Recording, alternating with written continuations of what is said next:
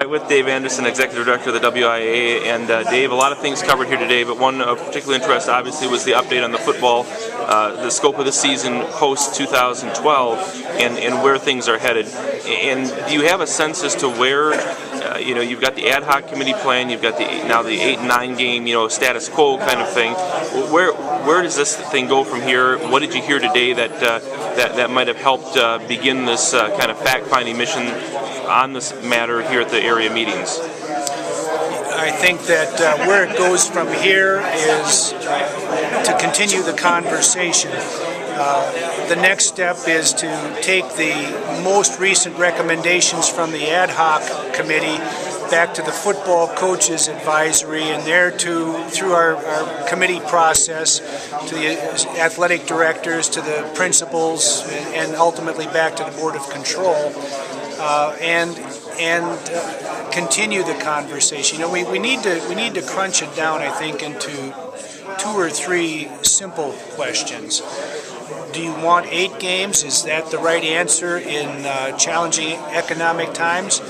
Do you want 9 games? If you want 9 games, we have to start a little bit earlier. If you have 9 games, you have the added revenue of a home gate potential. And then I think the next question our members need to address is whether or not you want all play in the football tournaments. And if we want all play, then what is the best format and the best vehicle to achieve that? I think it's a little dangerous when we started off on the task to decide whether we wanted 8 games or 9 games, early start or later start, to confuse that conversation with other discussions like the ad hoc plan or the all-play plan or whatever. And it's not a question of not being receptive to talking about all play, but let's talk about all play and as a standalone conversation. Sure.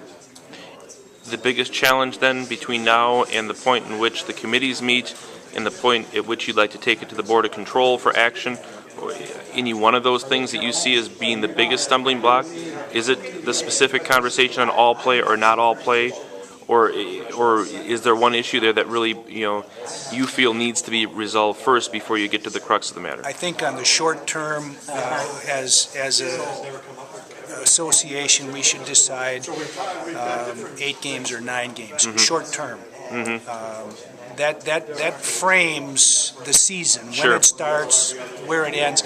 We can come back and put together whatever the infrastructure and scheduling that might be necessary to achieve all play or some other version of a playoff as the members might desire, but we should make some firm decisions on framing the start and the end of our season. Mostly, I think we're looking at framing the start. We've kind of pretty much said we're not going to go into the Thanksgiving holiday. And so many of these issues related to the football, conversation seem split down the middle.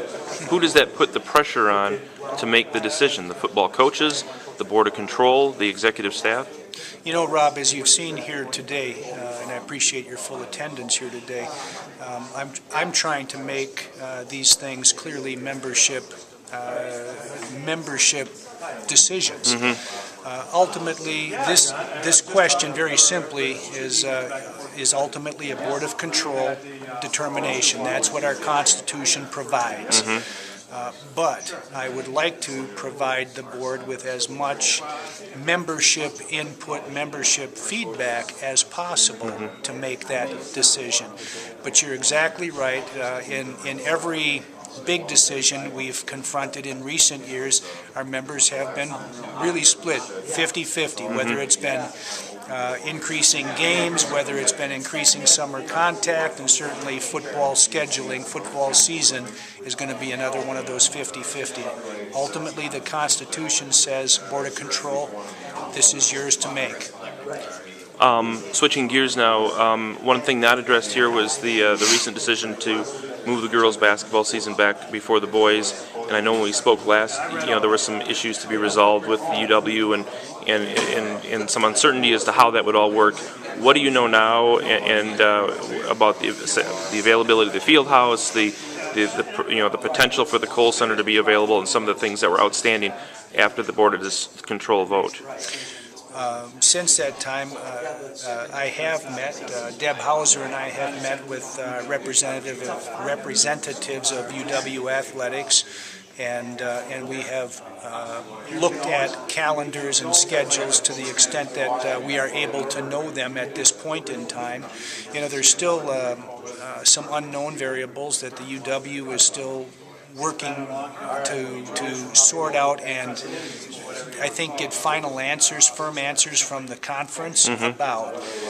But we have, at this stage, what we have done is we have met and we have looked at and compared calendars, and we have agreed that we will do everything within each of our powers and scope to find a way to make things work, meet our needs and the demands that have been placed on UW. They've been more than agreeable, more than apparent that they want to make this work some way, somehow.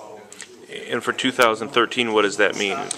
2013, it looks like everything is good until the end of our current contract. I think is 2013. And everything appears fine until 2014. So we've got a little bit of time, and that's the process we're in right now. Will the girls continue to be after the boys in 2012, 2013 then? Will you honor that part of the contract? Or? Within the contract, they have expressed a willingness to allow us to move the girls earlier. Okay. But we are still in conversation, and they are still in conversation in and around the Madison community with respect to the viability of the field house and those sorts of things. But they have given a tentative agreement to us that if in 13 we want to move a week earlier, they will try to accommodate that some way, somewhere, somehow. In one of the two facilities? Yes. Okay. And they are still in WCHA play then? In 13, yep. I believe yes. Okay, so that part doesn't change. And one other question that seems to be out there in the high school community, I'm not sure, one of the few things I guess I'm not too familiar with in terms of what you as an association can do, but a lot of feedback on the hazing incident in Wisconsin Rapids with the wrestling program and the action taken by the school. A lot of people don't feel they felt they punished the group instead of the individuals involved. Is there anything the WIAA can do to, do you weigh in a situation like that? Do you have the power to weigh in terms of if, again, if the outcry is such that, people would approach you and say these individuals don't deserve to be in the tournament series? Can you legislate there? No. The simple answer is we really don't have that sort of a legislative authority unless or until a school does not follow their own code. Every member is required to have a participation code, a certain standard of expectation for behavior and those sorts of things. And on occasion, we will find a member who, because of pressure or some other reason, chooses to modify their code, not apply it as it's written, apply it a little bit less than it really is, it states and has been applied in the past. In those instances, then, if a school does not apply their code, then we do have authority and leverage by our Constitution. When you become a member, you say, yeah, if I don't follow these rules, then these are the penalties and sanctions that might be leveraged. In the case of Wisconsin Rapids, very unfortunate incident, absolutely, and no question. And I don't think anyone has been more embarrassed and ashamed than the school and their administration and faculty themselves. To the best of my knowledge, and we have been in contact. Don't confuse the lack of authority or legislative power with a lack of interest or involvement. We always work closely with our members, have been closely connected and involved, and what can we do to help, and what are you doing, have you thought of this? Those sorts of contacts have been made. But I can tell you that within the scope of the authority that they have as a school, they have done everything in accordance with their rules and codes and expectations. Sometimes what raises that ire, that sense and sentiment that, geez, this just wasn't enough, that happens when we are when civil law, criminal law, collide with honor codes and participation codes and those sorts of things. It's at times like that when, as a community, we might feel our participation codes fall short or maybe lacking. But, we don't have the power of law as such. We don't have the power to lock people up. Neither does a school. And so, it's so unfortunate, such a great school, such a great community, such a proud program, to have this setback. It's happened before. I'm not going to diminish it, but because of the quality of people that are there, I'm confident that they will bounce back from it and be better for it. Sure.